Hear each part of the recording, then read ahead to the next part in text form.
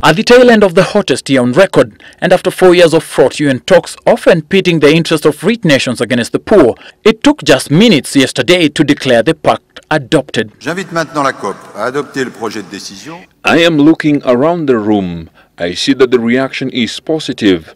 I don't hear any objection. The Paris Agreement for the climate is accepted. L'accord de Paris pour le climat est accepté.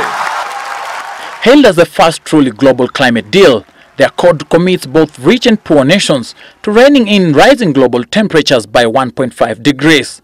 It sets out a sweeping long-term goal of slowing down the emission of greenhouse gases, mainly carbon dioxide, that are responsible for the rise in average global temperatures. It has been predicted by the scientists that in 50 years we are going to have a city like Mombasa covered, most of it by water. It also creates a system to encourage nations to step up voluntary domestic efforts to curb emissions and provides a $100 billion kitty to help poor nations cope with the transition to a greener economy. 187 nations have submitted detailed national plans for how they will contain the rise in greenhouse gas emissions, commitments that are at the core of the Paris deal.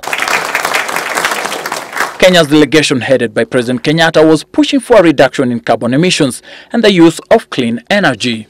Kenya's INDC is anchored on our Constitution, our Vision 2030, and the National Climate Change Response Strategy and Action Plan, National Adaptation Plan, as well as our National Climate Framework Policy and Bill. The agreement, if followed through, could see a reversal of global warming that has seen communities bearing the effects of such calamities as drought, floods and rising sea waters.